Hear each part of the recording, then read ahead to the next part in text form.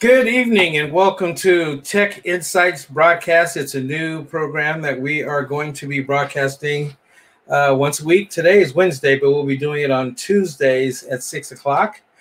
And Insights for Tech Insights is going to cover video production, that's audio equipment, video equipment, audio production equipment, software, and then we'll also be doing some interviews to help you to grow in your tech business and ministry, because both for church and for those that are not in the church.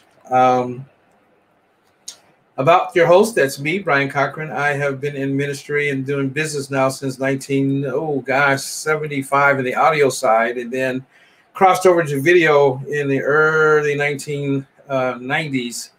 And we have a TV production company, as a matter of fact, a TV network called BAC TV, and we are glad to have our own broadcast network, and we'll be talking about that another time, but just a little bit, that's just enough about us, about me. Today is going to be episode number 1, and it is going to be dealing with the best video cameras for internet broadcasting, the best cameras, video cameras or cameras for internet broadcasting. And so I'm excited to be here, and it's a good day. So here I am. Our inaugural broadcast and on this new show. And excuse the technical difficulties already. It's what happens when you're trying to do all these things. And so I'm excited about what we're getting ready to do and getting ready to teach. I've been wanting to do this for a long time, and I've been putting it off. But now we are, because I'm doing a lot of installs and a lot of sales, and folks are asking me, and I'm doing a lot of training, that I figured I'd also take what I've learned and what I'm learning and give you the insights on one, saving money and saving time for my mistakes and things that I've done wrong in doing audio, as well as video, as well as software and design, because I'm a desktop publisher, so I create flyers and banners and signs and all that kind of stuff. So we'll be talking about all the technical side of doing business as well as doing ministry. So let's as one of my guys I watch on YouTube says, let's do it. So tonight we're going to be dealing with talking about the various cameras that are available, and what I'm probably going to do tonight is show you the cameras that I use, so that way you understand that from beginning to end. Starting from the smartphone, that we'll talk about webcams and how I got started in doing broadcasting. I started off with a webcam, so we'll talk about that. I'll show you the webcam that I use, and then we'll get into and I'll also with the webcams, I'll show my smartphone, which you all have a smartphone, I'm pretty sure. So we'll also be going into that as well, and then we'll get into the video cameras that I use and have and recommend based upon ease of use and vision. Then we'll also talk about DSLR cameras, which I don't own one, because I'll tell you why I don't own one. And then we'll get into what the craze is for me, and I'm selling a lot of and doing a lot of installs for, which are PTZ cameras. So that's what we're going to be talking about tonight. I'm going to show you some, I'm going to try to keep this in a timely manner, but it's our first show, so we're going to do it as we do. All right, here we go. We're going to talk about webcams. So where's my webcam at? Here it is. So let me get over here. All right, this is a Logitech C920. It's a webcam that I use. I've been using this I've probably had this one now probably 8 years, because I was doing, I've been a part of internet broadcasting for a long time, and internet radio and that kind of stuff. I've had internet radio stations for a long time, and then now that it's more affordable to own TV stations and YouTube and that kind of stuff, I've been doing TV.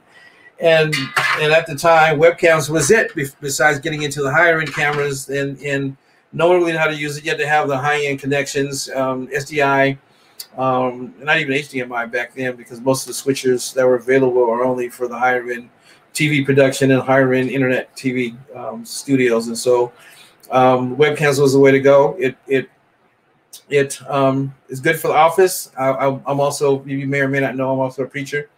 And so when I first started my church, that's what I used. I used my Logitech C920, and I had it on the first row, and then I ran a little cord off to the side, and then that way I streamed.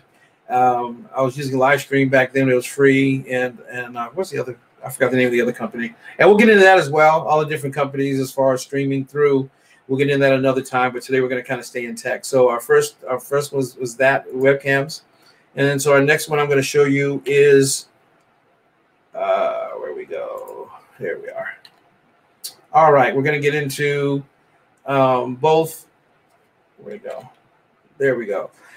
Video and action cameras is next, and what I'm excited about this one because this is the one I use the most of. When I first got into broadcasting, I bought this little camera here, and it was next to nothing. I think I paid at a pawn shop. I think I paid like 60 or 80 bucks for it.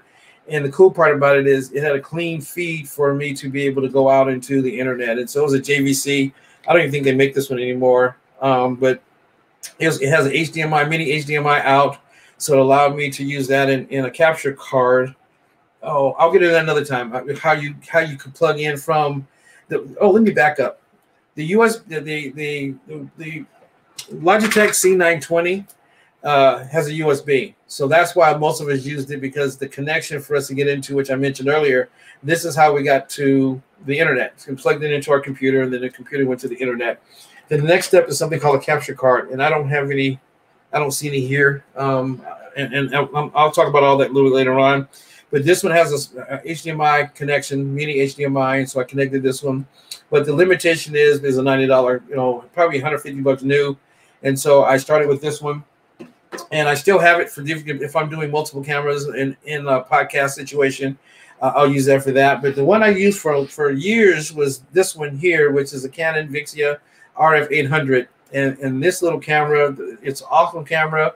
It has the lens adapter for you to put a wide zoom lens and a wide lens. So I used this for years as my streaming camera as well as recording. So when I got into video production, I was using this camera. And this camera allowed me to do zoom in. I did several events, but the downside of this was not good in low light. So when I was doing church events like midnight musicals, that kind of stuff, it would come out really grainy because it didn't have the availability for it to catch on low light. So I had to find something else. But I used it for a long time. And there's certain events I had to pass on, or I would turn it on to one of my friends to use it. But this has a HDMI out as well. And the reason that I'll get to that next. So that's this camera here. And then next I went to this one here, and this one is a Panasonic Full HD and 1080p. And this one is the model number is HCV 770. This was recommended to me by a friend of mine who told me about this camera. The camera's around $499, $449, somewhere in there. And the picture's awesome. And the cool part about this one is that the color on this is awesome.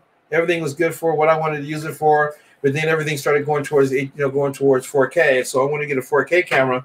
So I stepped up into this camera here.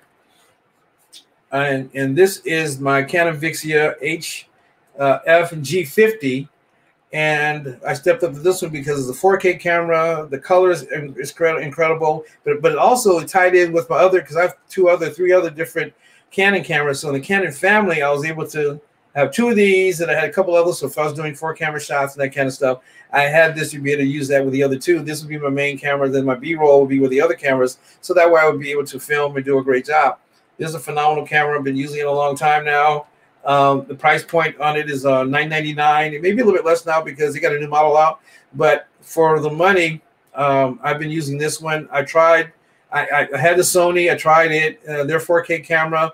But the picture quality was great, but it didn't match. No matter how much I tried, it wouldn't match with my other cameras. So I ended up going with this one instead. And I also have this one, which is an older camera. And this is a prosumer. So it's not a the reason it is because it doesn't have the the XLR out for the audio, but it has almost the same connections and everything else as the Pro model does. But it has a couple other features the Pro models have, an entry-level Pro model. So this would be the prosumer series, the entry-level prosumer. And then this one, which is an older camera, which is the XF100 by Canon. This one is HD 1080p, but if you notice here, it has XLR out. So this is the entry level prosumer. Pro level camera. So for different shots, we use this one. This one worked really well for a long time until I got the 4K camera, and then I replaced this with this. So I still use this one for other shots. So I like a lot of YouTube stuff because YouTube, you do have 4K, but if you're not subscribed to YouTube, for instance, and have their membership to view in 4K, you won't catch it in 4K. So it'll still be either 720 or 1080p. So this was a pro camera, so we use this one. And so with action cameras, let me talk about that. Let's talk about that for a second. Believe it or not, this is, I mean, you can buy this one. Again, my deal that I got, this one is a off-brand, no-name camera. It's by Z Media, and if you look at it, it's a 4K camera. We'll get into that a little bit later on. But the cool part about it is that I found this at a at a pawn shop. I paid $40 for it, and I'm able to have all these different adapters. It has a head adapter to put on my head, so if I'm doing work, that I want to show what I'm doing and filming, I can do that. It also has a chest one that you can put all kind of adapters, even for the car. It allowed me to do all those different things that allowed me to do that. So I was able to take advantage of this. The cool part about it is that it also allows you to put it on your wrist, put it on the handlebars. It's got all kind of stuff for action sports. If you got a car, it's wonderful because it has great adapters. They're very inexpensive for also in the car, and the picture quality is incredible. So I'll be showing you picture quality on those a little bit later on. Next, wrong way. The next one, I don't have a, as I said earlier, I don't have a DSL camera.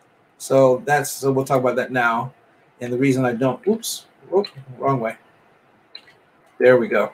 All right, DSL cameras. And the DSL cameras are incredible cameras. The cool part about them are that you can change out the lenses for the higher end ones. So if you're doing, kind of what happened was that originally, DSLR cameras and cameras as a whole, they were primarily 99% for taking pictures for photography. And then they got a smart idea because of video cameras being out and trying to capitalize on that market. They started creating the cameras to also do video. Short time. At first it was short, then it got longer as time went along. But the only problem was that the cameras would time out after 25, 30 minutes. So because of that, I chose not to get one of those cameras because for me, because I bought the cameras primarily for streaming, and so since I'm doing streaming, I didn't want to have a camera that was going to time out, or you have to run over there to turn it back on. You might interrupt somebody if you're doing a wedding or you're doing some type of event that you don't remember that, oh, it's timing out. There's no buzzer, no timer. It just goes out. That I didn't want to do that. So, but now, and part of what happened was, and the reason they did that was because most of your cameras are coming from China and Japan, and so they were charging an excise tax for bringing in those kind of cameras. And so they wouldn't do it. So that's why they timed them out. So now they've changed the policies. They've been able to work through it. And so now the cameras are coming out with the video as well. The picture quality is phenomenal. They're creating movies with them and everything else. So if you have the budget to do it, you can start anywhere from like $400 or $500 up to, to a red camera, which starts off as a regular camera, and then it just builds it out into a larger camera. So the flexibility now today with the DSLR, they're mirrorless. The picture quality is going to be better than a projector. A camcorder.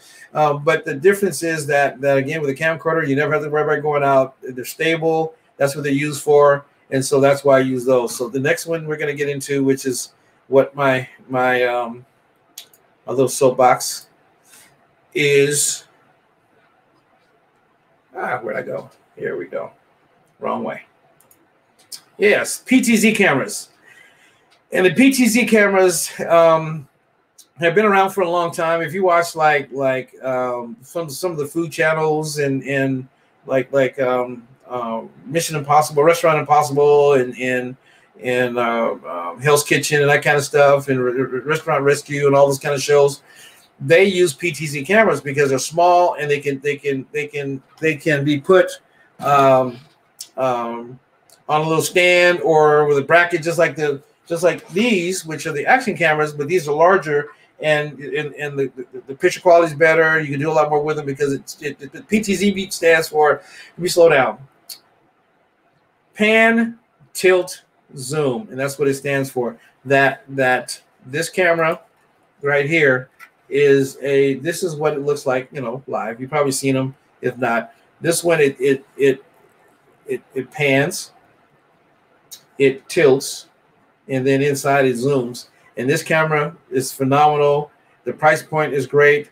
One person can operate it because it has, you know, it comes with a. Let me put it back. Let me put the other picture back up. I should have brought up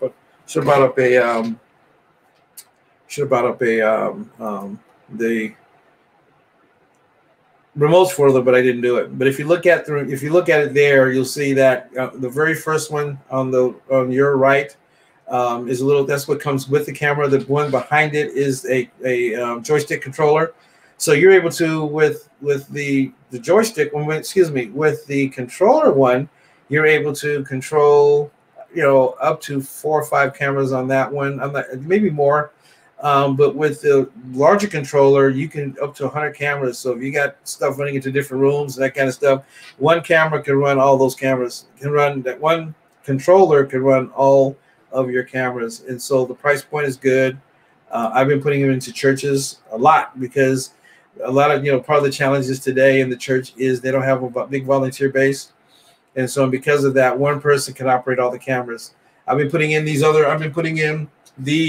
you know, in the churches and these in churches and some of the other ones, even the smaller cameras. I've been putting them in the churches, but part of the challenge is you gotta have somebody there to, you know, camera operators that actually operate the cameras. With the PTZ camera, you don't have that challenge.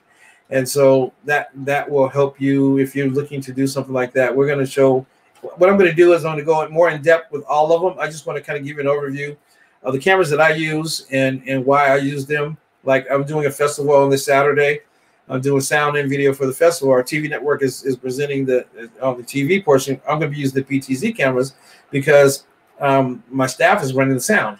And then we have another event that's going on because it's Juneteenth. And so if you're seeing this before Juneteenth, it's a Juneteenth celebration. And so we have people, you know, so my staff is going all over everywhere.